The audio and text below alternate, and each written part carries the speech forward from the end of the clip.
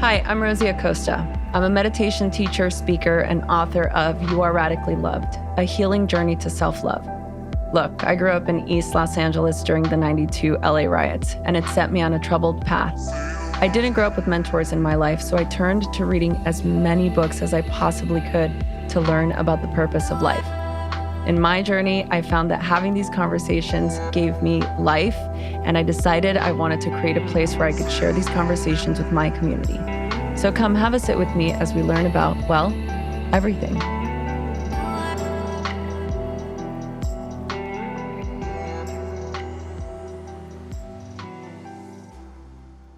Hello, everyone. Welcome back to the Radically Loved podcast. This is Tessa. I have the pleasure of chatting today with Jessi Kneeland. Jessi is an author of Body Neutral, which is coming out June 6th. Although by the time this podcast airs, this book will be out and you will be able to get it into your good hands. Subtitle of the book, which I love to read subtitles. I think they're important. So Body Neutral, a revolutionary guide to overcoming body image issues. Jessi is also a body image coach, a multiple guest speaker of TEDx, author of the podcast, This Is Not About Your Body.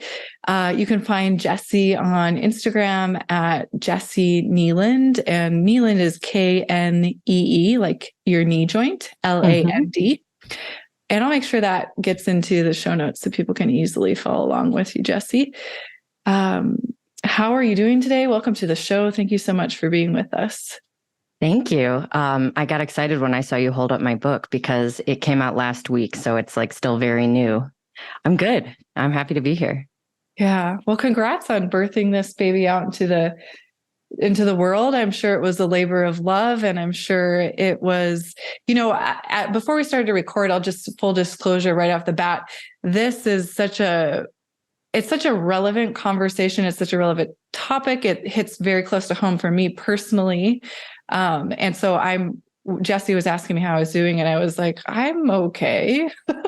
I was feeling rather emotional because as I've been preparing for this interview and reading about this stuff, it has me reflecting a lot on childhood and thinking back to body image issues that I've struggled with for what amounts to the whole of my life that I can remember consciously, and thinking a lot about where that stems from culturally, where it stems from within the family nucleus, and for me, as a 40-year-old female identified person, what do I do with that now? What do I do with that? What feels like a really outdated and honestly unhelpful narrative about what body image for me is or should be. Mm-hmm. So Jessi, actually, I was just listening to an older podcast. I think this was from season 1. It was about aging and body positivity.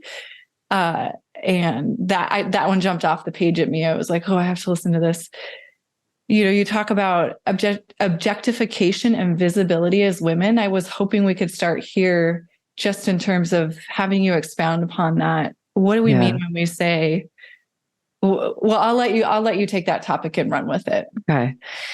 That's a huge thing.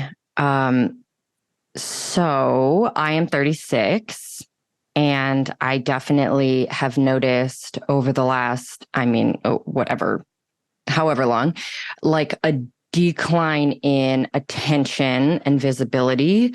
But for me, it's very liberating because I've done this work, and from a neutrality perspective, it's like super joyful for me to feel like I'm not being as objectified as much as I used to be. Mm-hmm. But it's also one of those things where a lot of people who got their self-worth from being objectified are going to feel a massive loss. And it will be a huge self-esteem hit, a huge feeling of like, I'm not worthy as much, like I'm of less value to this world. Because when you are associating your self-worth with the way that you look and other people's sort of approval or desire or whatever it is, having that drop away as you get older can be devastating. And obviously we live in a culture that is obsessed with youth. And, as you age, you're supposed to do everything you can possibly do to avoid looking your age. And compliments in terms of beauty, especially for women and femmes, is all about like, you haven't aged a bit and you look so like young, and it's celebrity culture where you never see a wrinkle, even though they're, in their 50s. And it is very much an issue for a lot of people. But on the flip side of that is also the fact that some people never had that growing up. Maybe they got attention, maybe negative attention for how they look. So they weren't like linking their worth and their identity with their hotness, as it were. And so aging has a totally different experience for them. So it's different for everyone, but it is a very dominant, I would say, narrative for women who, at least at some point, aligned their identity and sense of value in the world with the way they looked as they age, for that to be very difficult. Yeah. I want to pull on this thread just a little bit longer, because in a related speech, this was from a TED Talk that I was listening to. You were thinking back, I think, to maybe your teenage years, and you were talking about how men would refer to you as jailbait. And it was like as a compliment, as if you should have taken that as a compliment. The thing that struck me about what you were saying in this context was, then you went on to talk about how that makes us feel a little bit like, okay, I don't know if I can trust this. This doesn't feel safe. This doesn't feel good, but it's like I'm supposed to find that as a compliment. So I'm trying to figure out how to make myself fit into this idea of being jailbait as a good thing. And you went on to say, this is the part that really struck me. You went on to say that it's not always this sense of shrinking ourselves, making ourselves feel kind of like, oh, I have to be invisible so I don't get that kind of attention. It's not always about trauma and violence, but we can lose trust in our environment in these kind of small, more insidious ways of somebody just putting a label on us like that, and having it supposed to be a compliment.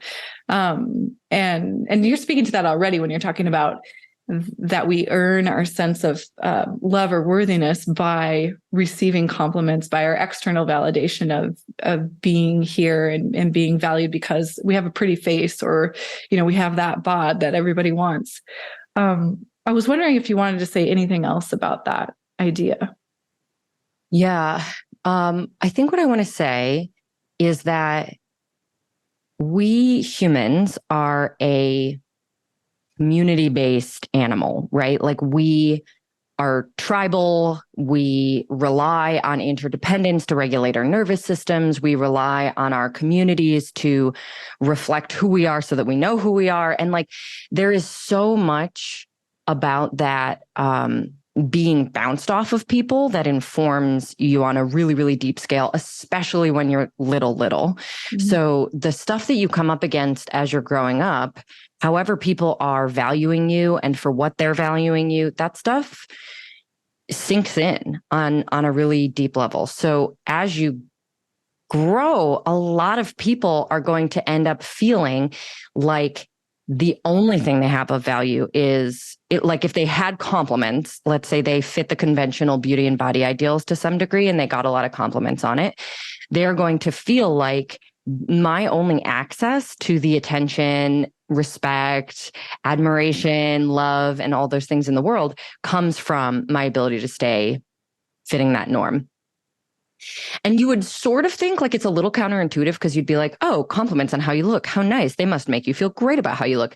But there's actually the totally dark other side of the sword here, where then you think to yourself, okay, well, I clearly have nothing else to offer because nobody goes around complimenting my sense of humor or my intelligence or my drive or my passion or my heart. Like, you're just getting a lot of feedback for how you look. Okay, so now it starts to feel scary. You're like, okay, I cannot lose this. In fact, I have to work even harder to make it even better because clearly this is what people value me for.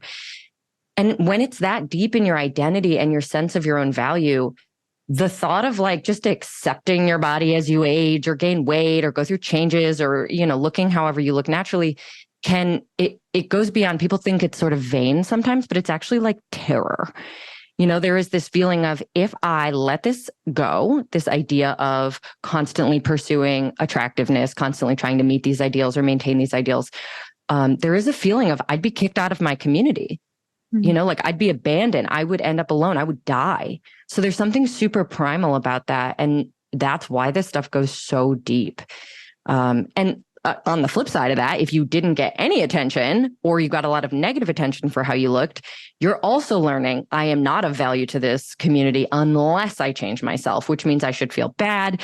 So it's like whether you got positive attention or negative attention for how you look, the idea that how you look is so freaking important, like such a big piece of who you are and should be a big piece of who you are, and your value in the world is super damaging. Yeah. Well, and that's why this body of work, body neutral, is so important. And, I wouldn't go so far as to tell you why you wrote the book, but why did you write the book? Oh, gosh. Well, I mean, I had been doing this work with clients for years at the point that I was kind of trying to develop a system that could apply to anybody, because my client work is either one-on-one or in small groups, 3 to 5 people. So I do small group coaching. But I had never found a way of scaling it to a big group, certainly never found a way of scaling it to the world. And I was working on that because I was constantly, people would be like, I don't have the money to do coaching. What do I do? And I'm like, I don't know. I can't tell you unless I'm, sitting in front of you and listening to your story, because it's always so personal. So I started trying to come up with that system, something where I could break down the work that I do with clients to achieve body neutrality in a way that would apply to anybody. And as I was doing that work, I got approached to do the book. And so that work continued really intensely as I wrote the book, because it was all about that. How do I tell this? How do I translate this really intuitive personal work into something for the masses? So ultimately, it was so that everybody could access it. Because right now, the cultural conversation around body image is kind of like, everybody understands body image issues. We kind of know we have like an epidemic of body shame and anxiety and obsession. And then we've got body positivity, which is the idea that you should just feel good anyway. And that doesn't really work. It doesn't have a system. There's no way to get there unless you just happen to get there. So I wanted to have something that felt a little bit more systemized. Like, here are the steps to take. This is literally what it looks like to move from one to the other. And also to take the pressure off to love how you look, because for a lot of people in our society, that's just never going to happen. If you've hated your body for decades, the thought of loving it, suddenly just accepting it and feeling good when you look in the mirror, it can feel like science fiction. Who's going to do the work to do something that they don't believe is possible, So the thought of body neutrality is it's this more approachable, more achievable end goal to doing body image healing work. Because you can get to a place where maybe you don't love how you look in the mirror, and that's okay, because it doesn't have any power over you. It can't ruin your mood. It's not connected to your self-worth. You don't believe that your worthiness for love is dependent on it. So it's just like a thing that might annoy you, and that's good enough. Yeah, that's a helpful reframe. Yeah. I wanted to come back to the idea of compliments in terms of promoting a more body neutral climate. And you talk about in the book how, even a compliment, whether it be positive or negative, can still have this kind of adverse effect of feeling like, you even just talked about it now. Now I have to hold on to that thing. Okay, let's say it's a positive. Now I can't let myself slip below this bar. Yeah.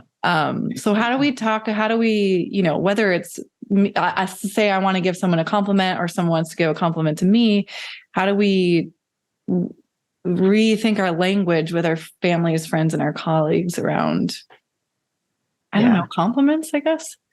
I have a lot to say about compliments, so I love this question. First and foremost, I would say that the issue isn't innately that complimenting a person's appearance is bad, right? Like that, in a world where a person's value, their deep humanity and value is being equally respected across all platforms, equally celebrated across all platforms, and we didn't have systems of oppression like dividing things, that would probably be fine, right? Because it wouldn't necessarily be able to cause the harm it causes.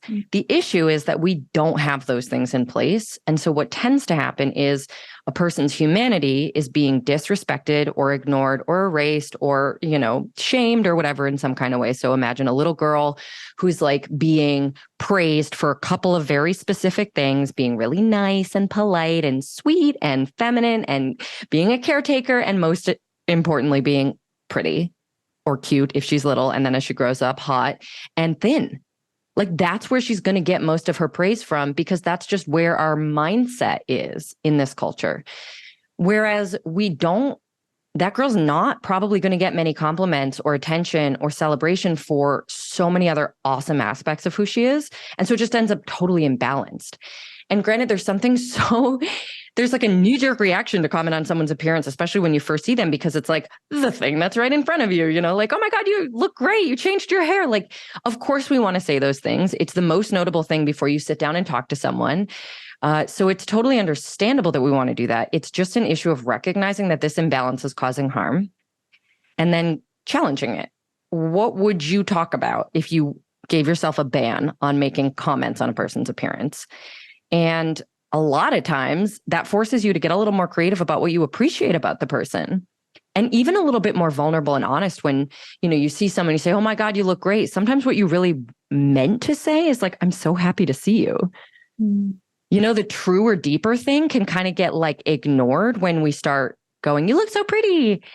And the truer, deeper thing actually has a bigger impact on that relationship to say, I've missed you. I'm so happy you're here, versus you look so pretty. Because you kind of can't argue with the one that's like, I'm so happy you're here and I've missed you. The person can't immediately be like, I bet you're lying. I mean, I guess they can, but not nearly the same way you can when it's like, you look pretty, which is an assessment. It's saying, I've looked at you and judged you and decided on a hierarchy in my own mind that between bad and good, you look good. And now I'm telling you about it. You passed my test. So it kind of reinforces this weird idea that people are constantly judging you, even when it's a compliment. But then if you were to say the thing that's truer and deeper, more vulnerable, or not an assessment, but impact, which is a thing I'm really passionate about in compliments, is sharing impact rather than assessment. You share the impact they have on you. Like, it makes me so happy to see you.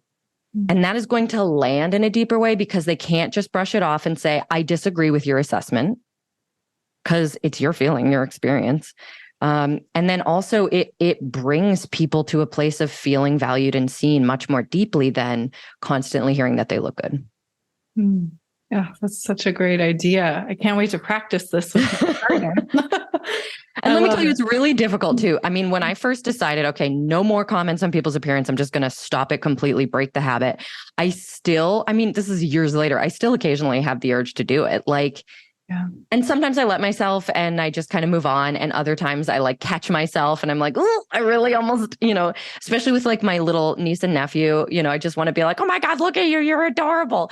But I have to be like, oh, like, let me see if I can just pause that for a moment and say the thing I really want to say, which is like, I'm so happy we get to spend time together today. Or it makes me happy that you're at my house. Like whatever the thing is that's like actually going to be meaningful to them, and not just, like it's a lot deeper when you share impact.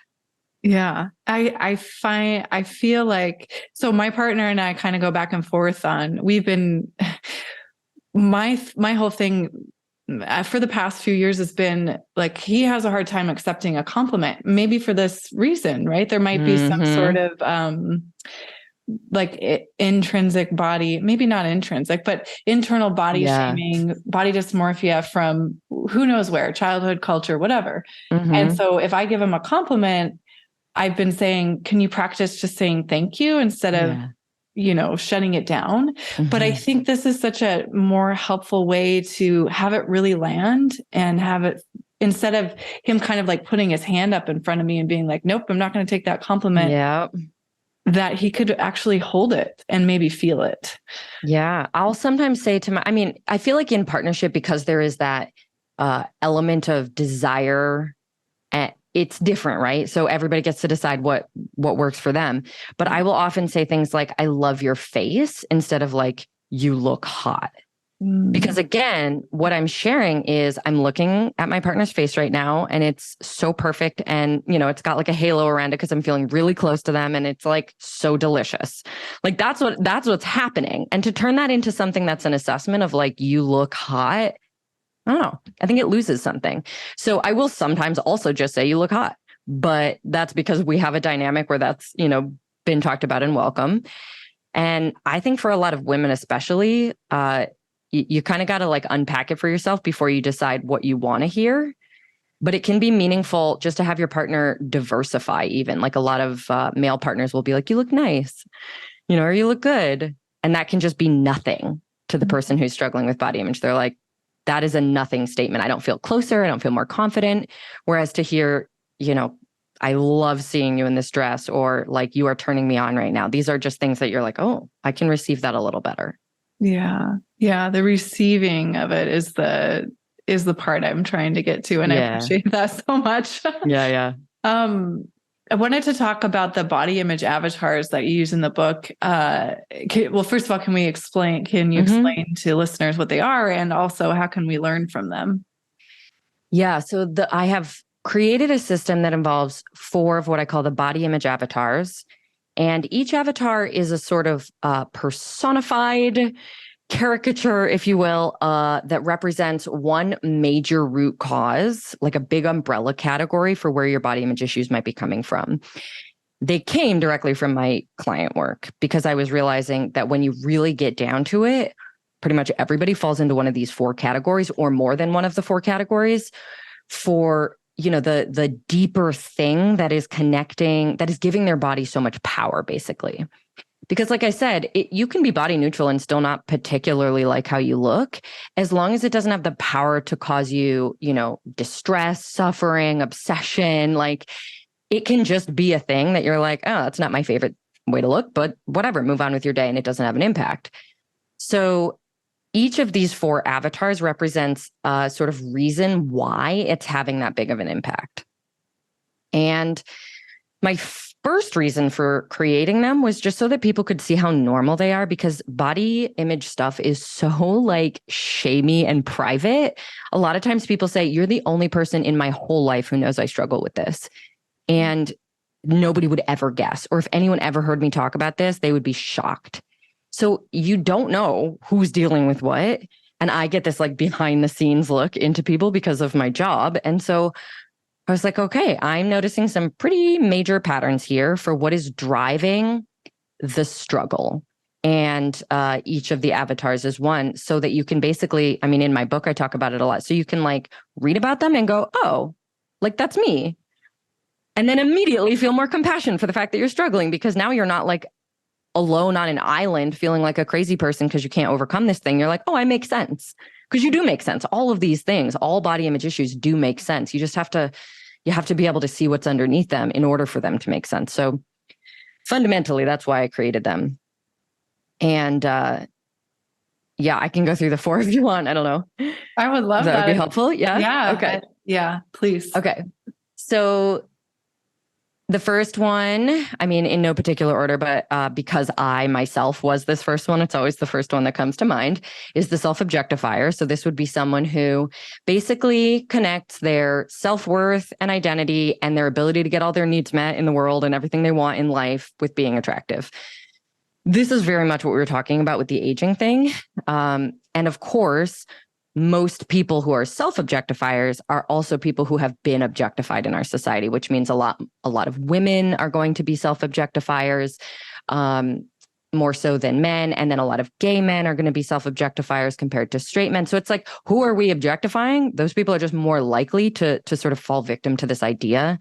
And then again, based on what kind of attention they got and for what throughout their lives, personal experience plays a big role. But essentially, the self-objectifier is trying to use their body or appearance to get everything they want. Like they imagine attractiveness and being desirable to others is the key to everything I want: happiness, love, security, everything. And so again, if we think about like how this stuff is so not superficial at all, you can kind of see in this case that a person would feel like if I'm not attractive or if I'm losing my attractiveness according to conventional ideals, like my life is over. I mean, it really, really feels dire. And the next one is the high achiever. The high achiever has connected their self-worth with their ability to maintain like a certain high status, achievement driven way of being in the world, usually very much connected to discipline, hard work, willpower, that kind of thing. So it's a lot of the like patriarchal things that we value. They might not care if they look attractive or beautiful, but they're going to care a lot if you look at them and can tell that they work out, you know, or you can look at them and say, oh, they must have a lot of willpower. Like that's usually what they're using their body to convey, is both to gain the high status and social privilege associated with thin bodies or fit bodies, but also so that everybody can see I'm a hard worker, which means I'm valuable. And there is that connection there that does the same exact thing as for the self-objectifier with attractiveness. So it's like if I gain weight and everybody can see that I'm no longer in control of my life, I don't have the discipline anymore, now I'm a failure, I'm nothing, like it's still just as dire. But these are usually people who in childhood were praised for being like the best at things, you know, being a top of everything, almost taught like there's no point in doing something if you can't be the best at it. So that's the next one. Then we've got the outsider, who is focused usually on fitting in. So the outsider might not feel any desire to be top of anything, right? They might not want to be the most attractive or the thinnest or anything like that because they don't particularly want to stand out the way the first two do often. They want to blend in. So there's a lot of visibility stuff going on with the outsider because they're using their body to kind of earn them a sense of belonging and connection in wherever they are, society at large or a particular community. But unfortunately, the sort of deeper plan there, which is totally subconscious, is, I mean, what's the point of fitting in unless you actually get to feel a sense of belonging, right? Mm-hmm. So they're usually seeking that deeper sense of belonging, but they're never going to get it this way. So unfortunately, their plan is almost like to fit in so much that then they're allowed to stand out for being themselves, which is really not how things work. So it's a constantly failing plan, very frustrating one. They will often describe like the pain they feel around body image as being like focused on being rejected, being humiliated, being judged, being criticized. Like it's a lot of like interpersonal stuff, because that's what they're looking for, is positive, strong connections and a feeling of belonging. Mm-hmm. And then the last one is the runner. And the runner is the hardest to identify. Most people will not immediately identify themselves in the runner, although a lot of times what happens is, as I work with someone who identified with one of the other avatars, the runner will kind of creep up during our work together and they'll start to be like, oh, I see what's going on here. So the runner is basically using their body, and in particular, their body-based, like body image-based behaviors, meaning dieting, binging, exercising, avoiding exercise. Like there can be any number of these things that they might do related to body image stuff that keeps them numb, that keeps them busy, that keeps them distracted, anything that allows them to avoid themselves because they are running from something inside themselves. And these people will most often tell me that they feel a constant anxiety. They lack self-trust. They lack a connection to their sort of inner guidance system, their intuition, their inner wisdom and knowing. And so it's kind of like, if you don't trust yourself to feel your feelings or face whatever truth you've got in there, you don't really have a choice but to run. And body image issues offer you a million ways to do that. It's just an incredibly convenient way to solve that problem. If you don't want to be present with yourself, take up dieting and over-exercising, man. It is effective, right? Like it will keep you busy. You can think about it 24/7. You never need to notice what you're feeling. So in that way, all four avatars point toward a direction for where you would want to start looking in the body neutrality work. Like it doesn't perfectly describe each individual. Each individual is going to have a lot more nuance, a lot more specifics, but it tells you like, flag here, come look over here, you know? Yeah. Well, you're kind of answering the next question I was going to ask you, which is about symptom versus root cause and how do we get to root cause? And, you know, it sounds like maybe one of the ways we can approach root cause getting beyond the symptom is to maybe identify with an avatar or more than one avatar. So I guess what I'm wondering is like, let's say we identify with the runner. Then what is our next step? Okay, I'm acknowledging that I'm numbing. I'm acknowledging that it's hard for me to be still. I'm acknowledging that being still in my body does not feel like a safe place. What's our next step? Like, for example, if somebody came to you and you were working with them in this way, what would you have them do next? Yeah. Can I ask, are you identifying with the runner? I identify with all of them in some way. And the runner is very true. I think probably most in my life right now, I definitely over time, I could have said, oh, just, different ones, but I'm training for a marathon. And so I'm busy. And maybe this is why. Yeah. So in my book, I lay out, the whole thing is called the Body Neutrality Blueprint. So it starts with the avatars and then it takes you through the steps, basically for what you would need to do. It's not like a quick and easy set of steps, but it is a breakdown of the work that I would do with a client. And essentially the next step is to get really specific and personal about how your particular body image issues are protecting you or helping, or at least trying to protect you or help you. So let's say you identified with the runner. I would start asking questions to help you figure out what you might be running from specifically. Because most people, when you start with the avatar, you're in a pretty general category. You might be like, I just feel like being attractive is what gives me worth. And that can be true, but that doesn't like hit some visceral deep thing inside you necessarily. Whereas if we get much more personal and nuanced and understand like how it's functioning for you, especially when it's functioning for you, like if you start paying attention to the pattern of when do you have a good body image day and when do you have a bad body image day, like what's setting it off, that gives us a ton of information about how it's literally functioning for you and what it's protecting you from, or at least trying to. So that would be the next step, is trying to figure that out on a much more personal level. And then from there, you just do whatever. I mean, from there, the work can look like anything because it depends on what you're dealing with. So the next bit of work from there is just facing whatever it is, or moving through. Like, so for example, if you say, I think that my body is the only way that I can get my needs for love, respect, attention, and approval met. At a certain point in the process, we would be looking at finding other ways for you to get those needs met, so that you can have that visceral feeling. Because all of this work, people think of it as very intellectual, but it's not. If it was, I would just tell all my clients they're fine and I wouldn't have a job. It would be great, but like, it doesn't work. That's why nobody can convince you that like you're fine when you're struggling with this stuff. Because it's not intellectual, it's deep, it's emotional, it lives in our bones in some ways.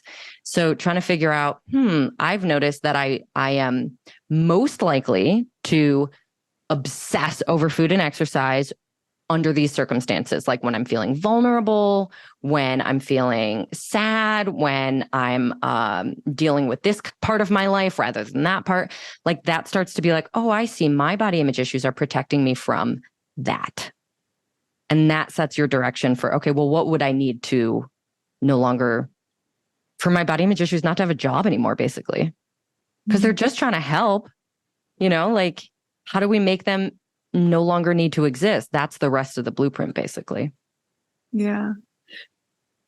I have this question that's kind of percolating and it's not quite formed yet. So I'm going to sort of try to just let it vomit out. Perfect. And it's around diet and nutrition culture as it relates to body image, because it's, 6 half dozen or the other, whether we're hyper focused on, working out as a means to quote unquote perfect our bodies, or, maybe it means that in the kitchen, we're hyper obsessive and hyper aware of what we're putting in our mouth. And so I'm wondering if you, in your work, and I know you've been a personal trainer for many years, and I'm wondering how you approach, I think it's around like, how is nutrition important or unimportant or neutral in terms of when you're working with clients, what kind of importance does food have in this work? So that is such a great question, because I think the way we talk about food in our culture and how important it is to be healthy and everything, that kind of stuff is like, I never want to go around and say it's not true, right? Like, nutrition science is actually super freaking interesting, and I could geek out about it all day. But I can also recognize that whether or not you're eating a certain number of antioxidants is probably not going to be a particularly big factor in your overall health and well-being, compared to something like how close are you to your friends? You know, like, how authentic do you feel you're able to be with the people that you love? Like, there are major, major things that are so much more important to our health and well-being. Health is a combination of physical health and mental health, right? So, like, to me, I just think nutrition gets over glamorized as a thing that's so important. And it comes from diet culture. So it's like, it makes sense that people would obsess over those things, because we have this diet culture saying, you know, you have to eat less and healthier and cleanse everything and, you know, whatever. Because again, your body is the most important thing about you. Being thin, being fit, these are the most important things in the world. And I just don't agree with that. So I think everyone kind of gets to decide where they want that information to play a role. But most of the people that I work with have to go through a pretty major healing phase where they step back from that stuff. If they've been obsessing, you know, you step back from it and go, it might actually be healthier for me to eat junk food and never think about nutrition again for like the next year, while I learn that I am worthy of love no matter what I put in my body, no matter how I move my body, no matter what my body looks like. And there may come a time, a lot of times I would say, as you start listening to your body and connecting with your body better, most people don't ultimately want to eat junk food all the time. So like, when you're really tuned in and embodied, that stuff kind of takes care of itself, which is the idea of like intuitive eating. It's not going to take care of itself to the level of like healthism, obsessive nutrition science, of course, because we don't automatically walk around being like, I need this many vitamins and minerals and macronutrients, but we do have a pretty good system. And if you're able to listen to it, you'll eat pretty balanced. So it's one of those things where, depending on where a person's relationship with food is, a lot of times putting nutrition on a back burner while they focus on overall health and well-being in so many bigger hitting ways is healthier. And like, my little analogy for this that I always go to is, if you are obsessive over food and you eat the most perfectly healthy things in the entire world, you're getting all of the things that you should get. And you are also very stressed and obsessed about it all the time. And you feel like panicky if you miss something or whatever. The stress impact on your body is going to mean that ultimately this diet is not healthy for you. Yeah. Right. So like, why not try another thing? Maybe you reintroduce some of those principles later, but why not try another thing? Because the stress impact is huge. The research backs this up. So it's not actually healthy to eat a salad if you're sitting there eating the salad feeling like an unworthy, you know, piece of crap, being like, I hate myself because all I want is this burger or something. And oh my God. And you're like in your head the whole time. Was it really a healthy choice? Like, maybe not. So I think that's just basically where I stand on it, is everyone's relationship to it is going to be different. A lot of people need healing in that space though. Yeah. And the same with exercise. Like, you may need to take some time away from exercise, which seems like it would be physically unhealthy, quote unquote, to anybody who is prioritizing like the fit life. But again, it's in service of an overall balanced, healthy life. On the other side, maybe you do move again, but this time you do it from a place of feeling good enough instead of feeling shame and insecurity and like, if I don't do this, I'm a bad person. Yeah. I wanted to hear more about your own revolution in this process intellectually, and then from an embodied place, because you're a former, is it a correct term, bodybuilder, or you were in body competitions? No, I never did competitions. I was a personal trainer though. Okay. Yeah. So you want to hear about which aspect here? Like the mind shift from, if there was one, if there was, let's say, an aha moment, or if it was a gradual shift from thinking about, okay, this person's coming to me Or maybe the way that I'm training is to look fit, to be fit, to stand on the scale and have a certain number show up, to let's look at health holistically. Let's understand what it actually means to be in my body and be okay with that. Whether I look in the mirror and I say, I love it, or I look in the mirror and I'm like annoyed, but I can still live with it and I'm not super attached to it. So a more healthy approach to body image. Well, I would say that transition was slow and painful because I was very attached to, as a personal trainer, I had all these like certifications and information. I was really good at what I did. And I always tried to focus on empowerment rather than, weight loss or appearance. But obviously people in New York City anyway, I was like a boutique gym, like people would come to me for weight loss and appearance.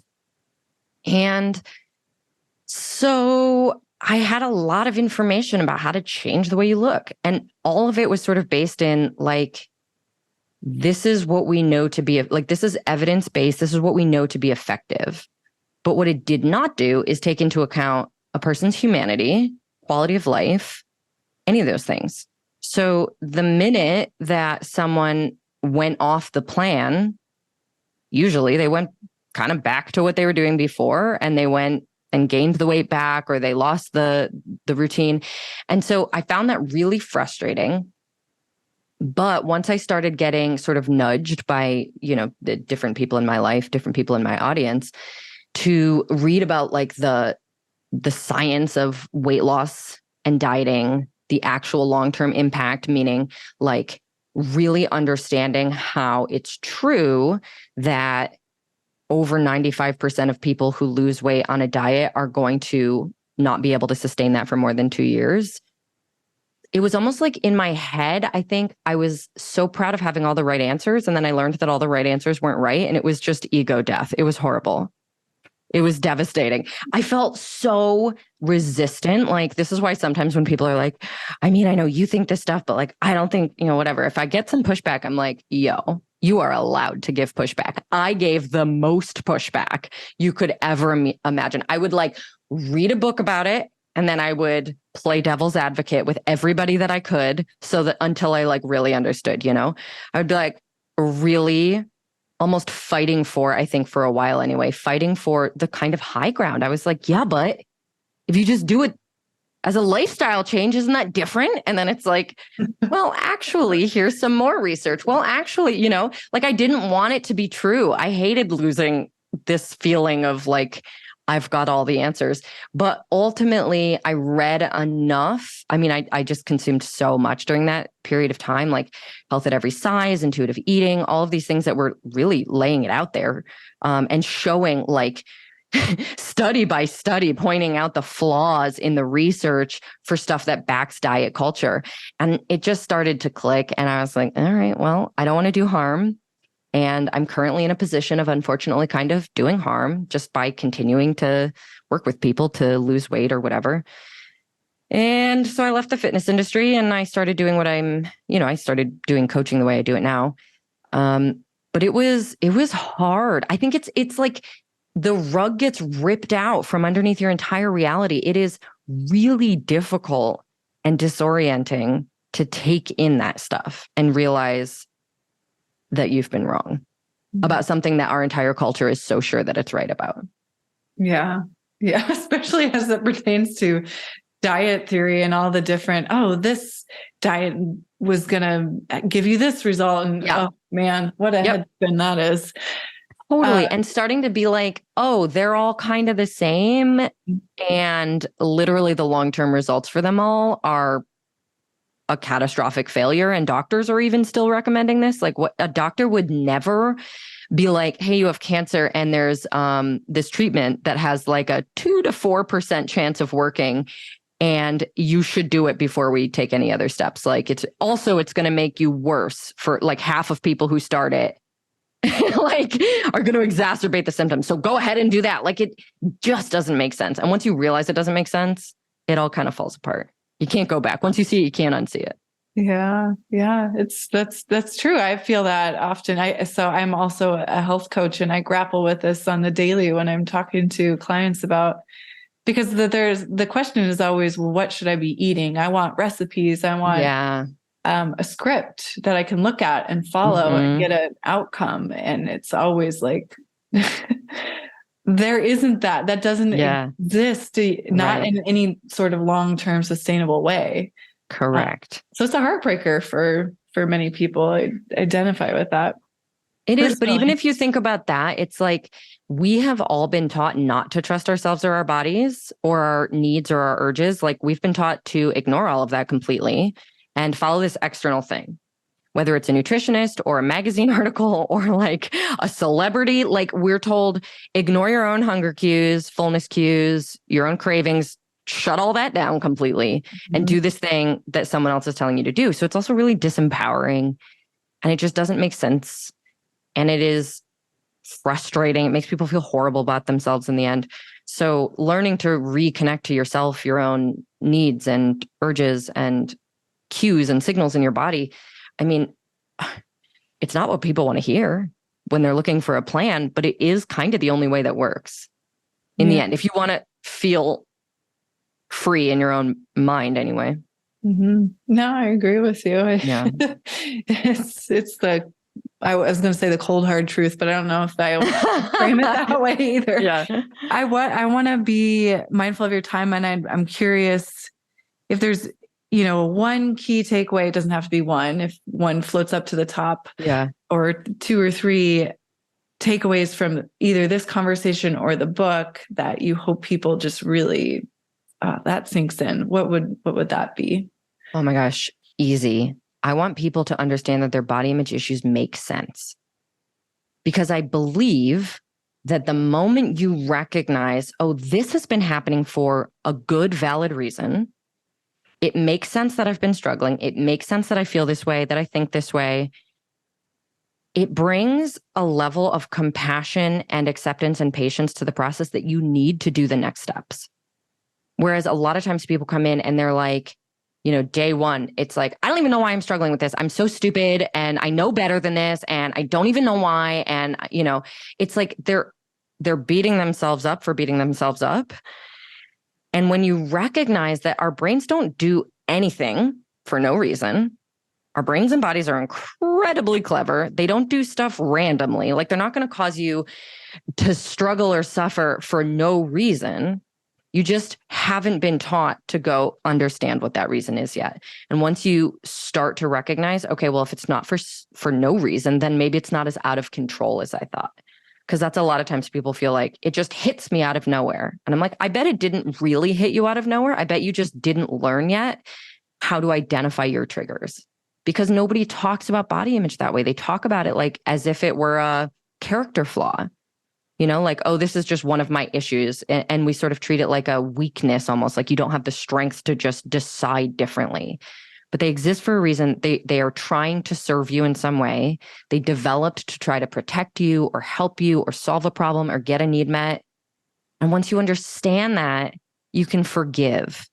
You can let go. You can bring compassion into it. You can start to get curious, which is really what you need to do the rest of the work. And before that happens, it's a pretty tough sell, because you're like, well, my body image issues have nothing to do with me. They just, come and like blindside me out of nowhere sometimes. And they exist for no reason whatsoever. And they're proof that I'm stupid and weak and broken. Like that is not a conducive sort of environment inside yourself to go do the work of being like, ooh, I wonder what might be going on. I wonder what might be setting me off.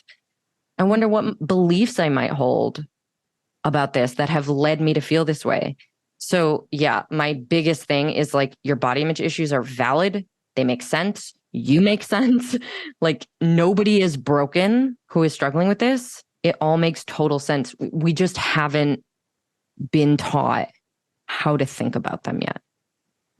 And my hope is that the book helps people and the mainstream conversation as well, so that we can start to talk about them and think about them that way. Yeah, it's so important. I really love this body of work and I appreciate it. I said that at the beginning, I'm saying it at the end. And if you want more of this kind of conversation, I urge you to check out Jessi's podcast. This is not about your body. It's filled with all kinds of this great knowledge. And it's such an empowering, helpful conversation. these conversations are. Is there any other way that you like to connect with people other than Instagram? How do you want people to follow along with your journey? Yeah, I have a website, jessikneeland.com. So if anybody wanted to apply for coaching, that's where you would do it. And then I just got a TikTok. So it's Jessi Kneeland on TikTok. And I also have a YouTube channel, just Jessi Kneeland. So you can find me there. Great. I like it when it's easy across the board like that. I know. Thanks. All right, Jessi, it's been such a pleasure. We really appreciate you sharing all this with us. Thank you so much for being on the show. Thank you for having me. It was great. Thank you so much for listening to the Radically Loved podcast. Please remember to subscribe, rate, and review wherever you get your podcasts, and follow us on Facebook at Radically Loved Rosie, on Instagram at Rosie Acosta, and Twitter at Rosie Acosta. By the way, this is original music by DJ Taz Rashid. You can follow DJ Taz on Spotify and check out the best music for yoga and meditation. This has been a Mod Pod Studio production. Check them out at www.modpodstudio.com.